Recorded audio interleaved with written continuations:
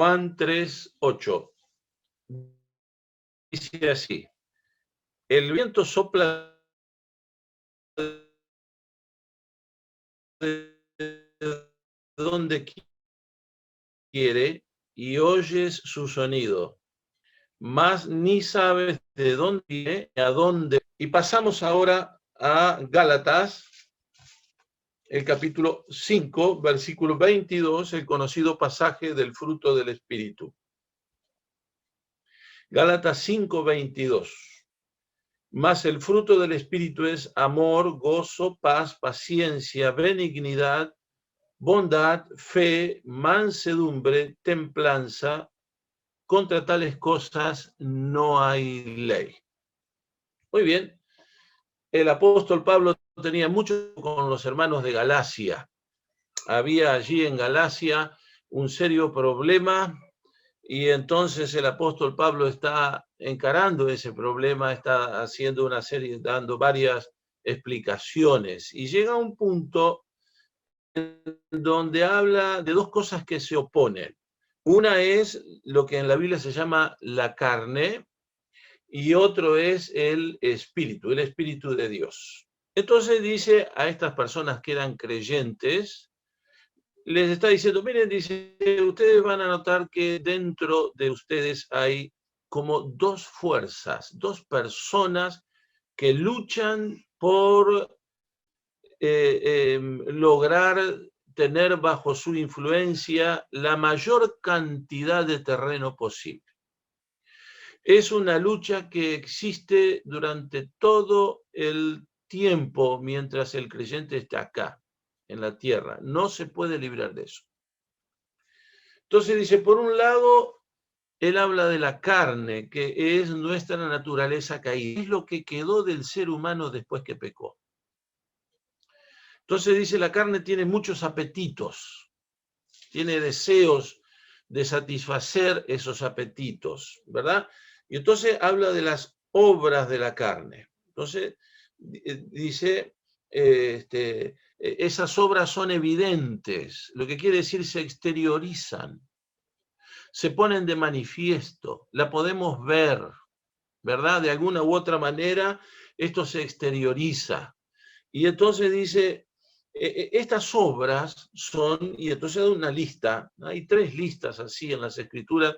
Encontramos en Romanos el carácter de los hombres a causa de la idolatría, en 2 Timoteo capítulo 3 el carácter de los hombres en los últimos tiempos, y esta lista es una lista negra que son las obras, dice, estas son las obras, lo que hace la carne, que tiene muchos apetitos y por medio de estas cosas la busca satisfacer esos apetitos. Entonces hay un listado allí de cosas que cubren todos los aspectos de la vida del ser humano, el aspecto de su vida interior, el aspecto de su vida de relación con los demás y también algo que ver, aparece también ahí, la religión.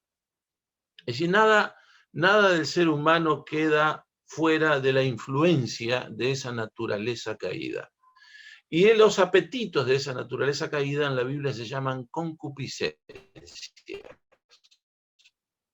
Las concupiscencias de la carne es la inclinación natural, espontánea de nuestra naturaleza caída. Y después habla del espíritu. Es una persona que está en el interior del creyente, ¿verdad? Y entonces ambos se oponen, el espíritu y la naturaleza caída se oponen y tienen persona, a ver quién de los dos llega a dominar la persona. Y entonces nosotros nos vamos a dedicar a hablar este asunto del fruto del espíritu. Pero leímos un texto ahí en Juan 3:8, que nos guía mucho para entender del Espíritu Santo. En primer lugar, el Espíritu Santo es una persona real, existe. Es una persona que toma sus decisiones, tiene autoridad, hace cosas tan importantes como la inspiración de las Escrituras. El Espíritu Santo, ¿verdad?, es alguien que está obrando y obra continuamente. Obra en la sociedad, como el Señor lo enseña en el Evangelio de Juan y en otros lugares, y también obra en el interior del creyente. Ocupar del fruto del Espíritu. En Juan capítulo 3, verso 8, el Señor le habla a una persona que era un líder religioso y también podríamos decir político que era una persona que vino a hacerle una pregunta al Señor, tenía una gran inquietud. Y el Señor le habla del Espíritu como leímos. Entonces lo que el Señor dice, mire, dice, la obra del Espíritu es más invisible que visible. Obra en el interior de las personas, pero no sabemos nosotros qué botones toca, qué paz mueve, qué cosas hace en el interior. Más bien nosotros vemos las consecuencias de esa obra más que la obra misma. Y entonces él pone como ejemplo al viento. El viento yo no lo puedo ver. Estoy dentro de mi casa y veo la copa de los árboles que se mueven. Veo la ropa colgada que se sacude, los arbustos que se mueven y me doy cuenta, hay mucho viento, el polvo se levanta. Yo no estoy viendo el viento, estoy viendo los efectos del viento. El viento existe, claro que existe, pero yo sé que existe por los efectos del viento. ¿Me escuchan? ¿Me escuchan? Sí. Sí, te escuchamos, Daniel. Seguimos. Gracias. Se te desactivó la cámara. Voy a explicarlo esto por un caso que conocí muy sencillo. Hay un hermano que ya está en la presencia del Señor hace muchos años que se llamaba don Arturo Prego. Lo conocí cuando ya era un hombre de 80 años y él se había convertido allá hacía unos cuantos años atrás. Y los hermanos me contaron una breve historia muy hermosa de don Arturo Prego. Y me dijeron, don Arturo Prego era capataz en el ferrocarril. Y era un hombre duro, muy duro y muy exigente. Este hombre tenía que trabajar con una cantidad de personas también duras, a veces bajo la lluvia, en el calor, en el frío, en el medio del campo, lejos de su casa, y había desarrollado un carácter que se había endurecido. Y las personas que trabajaban con él le tenían miedo. Era un hombre muy exigente, hasta que un día don Arturo Prego conoció a Cristo. Creyó en el Señor Jesucristo y se convirtió a Él. Y pasó el tiempo y don Arturo comenzó a ir a las reuniones, fue entendiendo las escrituras, don Arturo se bautizó y llegó a ser miembro de la iglesia local. Y un día un grupo de hermanos iba por la calle y unas personas desconocidas se acercaron y le dijeron, ¿ustedes van a la misma iglesia que va Arturo Prego? Así es, le dijeron. Dice, dígame, dice, ¿qué le hicieron a don Arturo Prego? ¿Por qué me hace esa pregunta? Dice, porque nosotros lo conocimos antes de que fuera a la iglesia y era un hombre de un carácter terrible. Pero después que empezó a ir a la iglesia, dice, ese hombre sufrió un cambio tan grande que es un Arturo Prego completamente distinto. Y los hermanos le dijeron, mire, nosotros no le hicimos absolutamente nada. No hicimos nada con ese hombre. Si alguien le ha hecho algo, ese es Dios. Ahora, esas personas, ¿qué es lo que estaban viendo? Ellos no vieron la obra que el Espíritu Santo hizo en el interior de don Arturo. Ellos veían los efectos de la obra. Los efectos de la obra. La obra del Espíritu Santo es más invisible que visible y nosotros vemos los efectos de esa obra. Y los efectos de esa obra se puede llamar milagro. Es un verdadero milagro la conversión de don Arturo Prego. Es un verdadero milagro el cambio del carácter de don Arturo Prego. Es un verdadero milagro el cambio de su criterio, de su trato con las demás personas, de su escala de valores, un cambio total, de tal manera que podemos decir que don Arturo Pregó es persona distinta a la que era antes, de la manera más plena que podamos pensar. Y eso es obra del Espíritu Santo, un milagro, sin duda que lo es. Ahora aquí se nos dice que el Espíritu Santo hace algo en el creyente. Esto es algo que el Espíritu Santo quiere hacer con todos los creyentes mientras los creyentes estén aquí. Yo no sé si ese creyente es anciano de una iglesia, maestro de la escuela dominical, el que limpia el local, aquel que da los anuncios, que es misionero, no sé lo que es y en este momento no me interesa.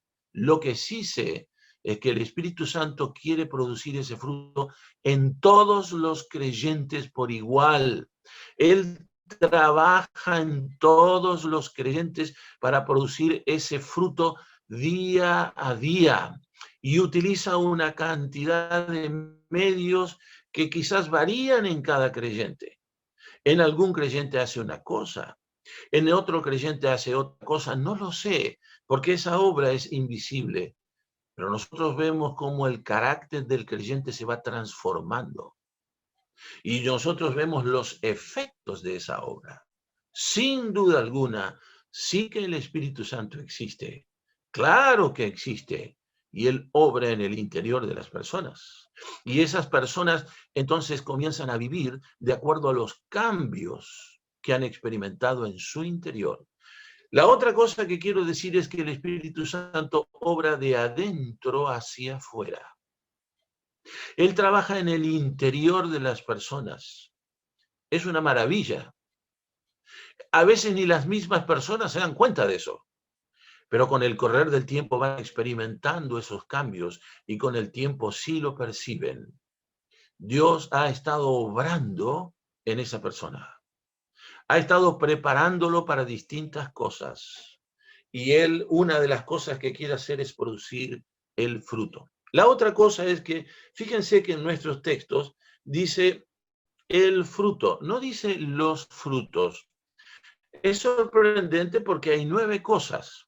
La primera de ellas es el amor y la última de todas es la templanza. Son 9 cosas, ¿verdad?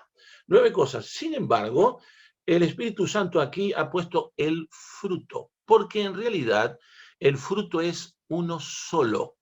El fruto es uno solo. Lo que sucede es que se manifiesta en 3 áreas distintas de la vida del creyente. Voy a ponerlo de esta manera. Supongamos que tomemos una naranja. La tenemos a la naranja y vemos que eso es una sola fruta, pero la pelamos y encontramos adentro una serie de gajos, todos ellos unidos unos a otros formando un solo fruto. No sé si es tan bueno el ejemplo, pero nos ayuda a entender que el fruto en realidad es el amor. Ese es el fruto. Y ese fruto se manifiesta en el área de la vida interior del creyente, en el área de la vida de relación del creyente y en el área de la vida de comunión con Dios. Las 3 primeras cosas, amor, gozo, paz, son las que tenemos que tener en nuestro corazón. Paciencia, benignidad, bondad son las que tenemos que tener para con los demás. Fe, mansedumbre y templanza son las que tenemos que tener en nuestra vida de comunión. Estos 3 aspectos de la vida del creyente, el área de su vida interior, el área de su vida de comunión o de relación con los demás y el área de comunión con Dios, son cubiertas por el fruto. El Espíritu Santo interviene en las 3 áreas de la vida y Él quiere producir ese fruto en las 3 áreas de la vida. Por esa razón son 9 cosas. Vamos a verla a la primera, el amor. El amor tiene una fuerza enorme, ¿verdad? Y el amor lo que hace es motivar una serie de acciones. El amor se percibe o se refleja en las acciones.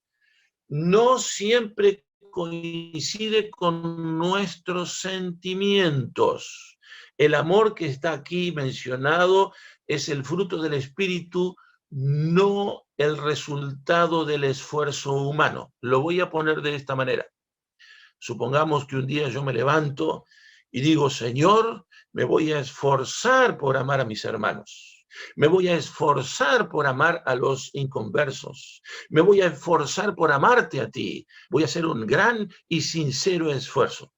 Este amor no es producto del esfuerzo humano, sino es producto del obrar de Dios en el interior del ser humano. Por esa razón, este amor hay veces que no coincide con nuestros sentimientos. A veces se contrapone a nuestros sentimientos. Él obra a veces a costa de nuestros sentimientos, porque nuestros sentimientos son el producto de nuestro corazón, y engañoso es el corazón más que todas las cosas. El amor, este es el fruto del Espíritu. Este amor, ¿verdad?, no es producto de los sentimientos humanos o de las buenas intenciones humanas, ni del esfuerzo humano, sino que hay veces que el Espíritu Santo seguramente tiene que luchar en contra de nuestros sentimientos, de nuestros esfuerzos, de nuestro criterio, para poder hacer que ese fruto que Él produce aparezca en nuestro corazón. De manera entonces que este amor es un amor que es producido por la obra del Espíritu Santo en el corazón de los creyentes, y Él busca expandir ese fruto a todas las áreas de la vida. La segunda cosa es el gozo. Es mucho más que simple alegría. Es mucho más que bienestar sentimental. El gozo no depende de las circunstancias de la vida. El gozo no depende de cuestiones externas. Estamos alegres muchas veces porque hay cosas que nos rodean que nos hacen sentir bien, que nos gratifican. Pero fíjense ustedes en Pablo y su compañero allí en la cárcel en Filipos. El exterior, lo que los rodeaba, el medio ambiente, era tremendamente contrario, pero ellos cantaban con gozo. El gozo no siempre coincide con nuestro alrededor, con lo que nos pasa a nuestro alrededor. De ninguna manera. A veces el gozo es contrario a las circunstancias. El gozo tiene que ver con un regocijo del corazón, con un deleite del corazón. Había un hermano que decía, yo le tengo miedo al gozo, pero no porque fuera una cosa mala, sino porque hay veces que el gozo es la preparación para el sufrimiento. Prepara el corazón para el sufrimiento. Así que el gozo es algo sorprendente. Es sumamente sorprendente porque no siempre coincide con las circunstancias externas que estamos experimentando. La tercera cosa es la paz. Cuando nosotros hablamos de paz, hablamos en términos de tranquilidad o de ausencia de beligerancia, de personas que no se pelean, de personas que tienen una relación pacífica entre sí. En este caso, la paz no se refiere a la relación entre personas, sino al estado interno de esa persona. Es el estado interno, es la armonía interior, es algo que podemos expresar de esta manera, ausencia de perturbación interior. Se dice que Dios tiene una paz perpetua. Dios es alguien que tiene una armonía perpetua. No hay contradicciones en Dios. Nosotros nos acostumbrados a eso, porque nosotros estamos repletos de contradicciones. Nosotros no tenemos una armonía interior. Si Dios no nos da esa armonía, nosotros no la podemos fabricar. El Espíritu Santo produce paz en el sentido de ausencia de perturbación interior, una pacificación del corazón del ser humano. Los sentimientos están en orden. Hay armonía interior, no hay lucha interior. Es algo relacionado con Filipenses capítulo 4, ¿verdad? La otra cosa es la paciencia, es algo que nos falta mucho. La paciencia es saber sobrellevar circunstancias externas y dominarse a sí mismo, ¿verdad? Impidiendo que esas circunstancias influyan. A pesar de las pruebas, mantenerse, permanecer en medio de la prueba, perseverar a pesar de la oposición o de circunstancias adversas. Continuar adelante a pesar de una fuerza contraria. Sobrellevar esas circunstancias, ¿verdad? Esto es paciencia. La palabra paciencia está relacionada con la palabra paz. Entramos al último grupo de 3, la benignidad. Esta es una palabra que me gusta mucho. Tiene que ver más bien con las intenciones de las personas, con la predisposición, con la inclinación hacia lo bueno, un corazón inclinado a favor del otro. La palabra que a mí me parece representa más esta palabra benignidad es la palabra predisposición. Es alguien predispuesto a favor del otro, ¿verdad? Predispuesto a favor del otro. En cambio, la bondad tiene que ver con el trato. La benignidad con la predisposición interior, algunos dicen ausencia de mala fe. Lo voy a explicar de esta manera. Vivimos en una sociedad donde la mala fe está ampliamente extendida. Un compañero de trabajo decía, espero que no haya ningún mecánico entre mis oyentes, ¿verdad? Pero un compañero de trabajo decía, cada vez que voy al mecánico me da la impresión que me están robando. Porque yo no sé si lo que ese hombre me dice es cierto. Cuando vamos a un supermercado, a veces nos dice la cajera, mire, no tengo cambio, ¿le puedo dar 2 caramelos? Y yo escuché a una persona decir, claro, a mí me saca 2 pesos, al otro le saca 2 pesos y al otro le saca 5. Claro, a fin de mes debe juntar 400 o 500 pesos y no sabemos si eso es cierto. ¿Qué es lo que hacemos nosotros? Vivimos en una sociedad en donde la mala fe está tan extendida, la mala fe debe ser extendida, debe ser entendida como una intención de hacer mal. Existe mala fe en aquel que quiere hacer mal al otro y en aquel que malinterpreta al otro, ¿verdad? Y entonces estamos tan imbuidos de esa situación que estamos inclinados primero a pensar mal. El otro me tiene que demostrar que no tiene malas intenciones. Pero de primera pensamos mal. Eso está ampliamente extendida en nuestra sociedad porque estamos enfermos de mala fe. En cambio, la benignidad es lo contrario. La benignidad es una predisposición hacia el bien. Y la bondad tiene que ver con el trato con el otro. Con una acción que exterioriza un deseo de dar bien al otro, ¿verdad? Es actuar en favor o beneficio del otro, ser bondadoso. La palabra bondadoso quiere decir dar bien. Tiene que ver con nuestro trato con los demás.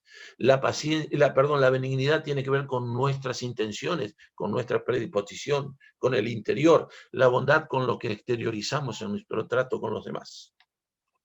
Luego viene la fe. La fe es la confianza aquí o dependencia de Dios. A veces la fe es utilizada como el cuerpo de doctrina, como por ejemplo Judas en su epístola dice, en la fe una vez dada a los santos. Allí se refiere al cuerpo de doctrina que fue dado por el Señor una vez en forma definitiva, ¿verdad? Pero aquí se refiere a la fe personal, a la confianza en Dios, a la dependencia de Dios, a perseverar en la fidelidad a Dios y por lo tanto a lo que Dios dice, a su palabra, ¿verdad? La fe es la dependencia de Dios. Me parece a mí que quiere decir esto acá. Y la otra cosa es la mansedumbre. Ahora, el Señor se refirió a Moisés, en la Biblia se refiere a Moisés como el hombre más manso. Nosotros usamos la palabra manso para referirnos a, por ejemplo, decimos, ese perro es un perro manso. Lo que queremos decir es, no es agresivo, no te va a morder, no te va a atacar, es manso. En realidad acá la mansedumbre tiene que ver con sometimiento. Es algo más que ausencia de agresividad. Sometimiento más precisamente es obediencia. Moisés fue en un momento calificado por el Señor como el hombre más manso. Obediencia. La mansedumbre aquí tiene que ver con la obediencia o acatamiento de la voluntad de Dios. La otra cosa, la templanza. Lo voy a explicar de esta manera. Durante las guerras del siglo XIX, en la primera mitad del siglo XIX, y un poquito avanzado también la segunda mitad, los soldados de infantería usaban, vieron ustedes, se acordarán haber visto en películas o en dibujos, unas bayonetas largas, muy distintas a las que se usan ahora, largas y puntiagudas, muy largas, ¿verdad? Y los soldados tenían prohibido revolver las ollas, porque en esa época los soldados cocinaban, se cocinaban su propia comida, y entonces revolvían las ollas, adentro tenían la comida, ¿verdad? Sopa o lo que fuere. Dice, está prohibido revolver la olla, ¿verdad? Con las bayonetas, porque se destemplan. Es decir, las bayonetas perdían aquella dureza que tenían debido a que se producía, ¿verdad?, un proceso químico allí en el metal como consecuencia del calor. Como esas bayonetas estaban templadas y el hierro de esa bayoneta, el metal de esa bayoneta, tenía una dureza que la hacía apta para la lucha. Pero si los soldados la introducían, ¿verdad?, una y otra vez en las ollas de comida, esas bayonetas sufrían el proceso inverso, se destemplaban y ya perdían la dureza y verdad que tenían y no podían ser utilizadas como antes. La templanza, hermanos, aquí aparece como una resistencia al mal. Es cuando el carácter del creyente alcanza templanza y es resistente al mal. Alcanza una capacidad de resistir el mal y el pecado, ¿verdad? Ahora tenemos estas 9 cosas, El fruto es uno solo, el amor, pero en la vida interior se expresa con gozo, ¿verdad? Y se expresa con paz. En la vida de relación con los demás, ese fruto que es el amor se expresa con benignidad, se expresa con fe, con bondad y con paciencia, que es lo que tenemos con los demás.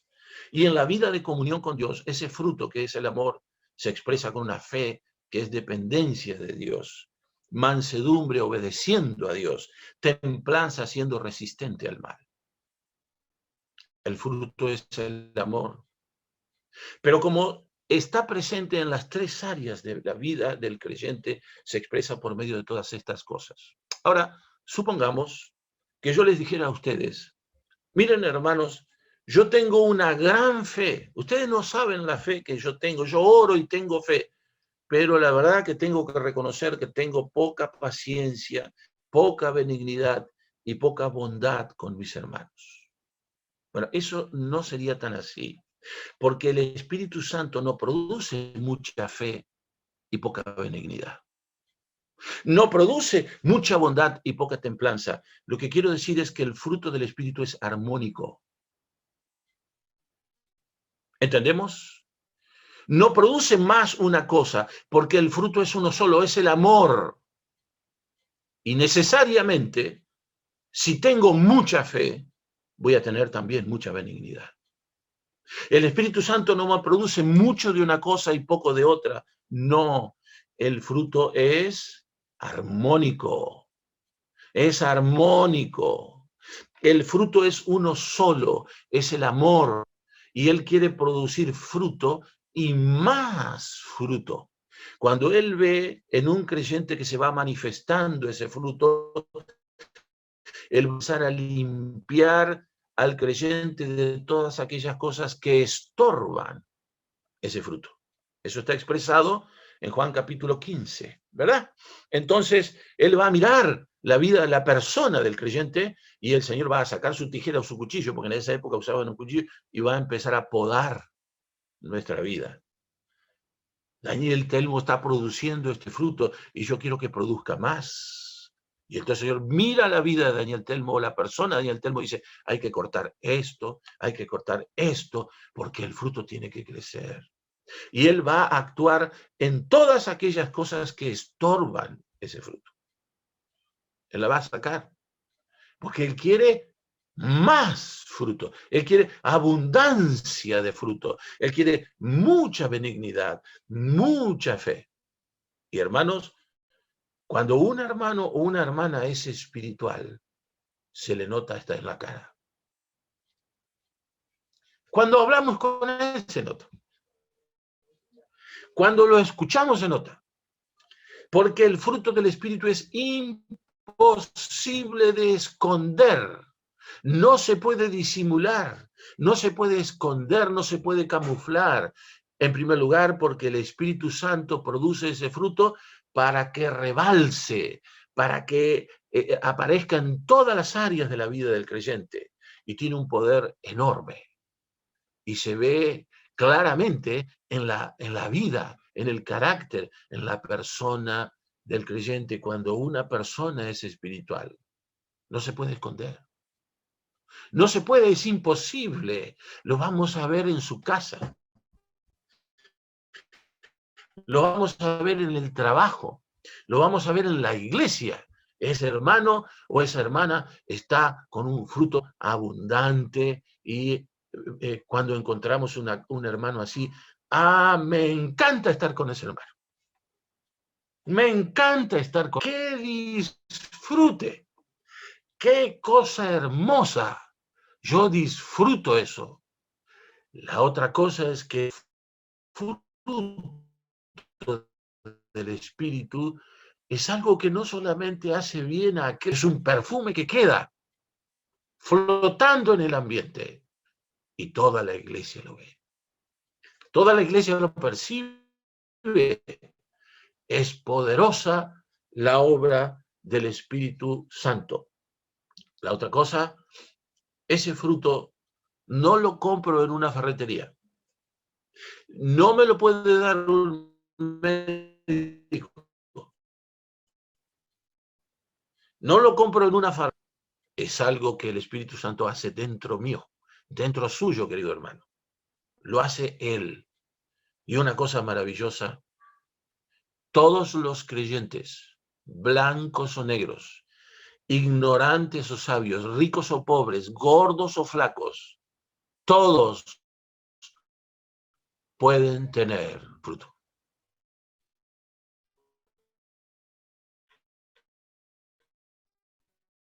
Todos lo podemos tener. Está al alcance de todos. El Espíritu, hermanos, el fruto del Espíritu es el amor de Dios volcado en nuestros corazones. ¿Qué amor? Cuando no existía nada, no había sido creada la tierra, no habían sido creados los ángeles, y en la eternidad estaba la persona de Dios. 3 personas se amaban a otras. Ese amor se desbordó y llegó a la criatura. Dios no tiene 2 clases de amor, tiene uno solo. Es el amor con que Dios ama a los ángeles, a Cristo o a nosotros. Y ese amor es volcado al corazón de los creyentes. Y es con ese amor que tenemos que amarnos unos a otros. ¿Entendemos? No es fuerza de voluntad. No es capacitación mía. Es la obra del Espíritu en mí que se exterioriza en mi vida interior, en mi vida de relación con los demás y en mi vida de comunión con Dios. El fruto del Señor cubre todos los aspectos de mi persona y es hermoso. Es hermoso. Es gratificante. Cuando hemos probado ese fruto, hermanos, ya no nos satisface ni. Queremos eso. Eso lo queremos. El fruto del Espíritu despierta ansiedad por él. Tenemos sed de eso. Gracias a Dios, porque Él lo puede producir en nuestro interior. Muchas gracias, hermanos. Nada puedo esconder, que no soy nada sin ti, oh fiel Señor.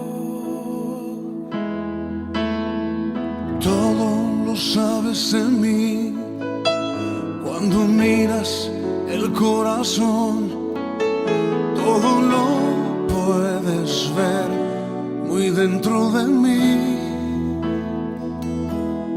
Lleva mi vida a una sola verdad, que cuando me miras nada puedo ocultar.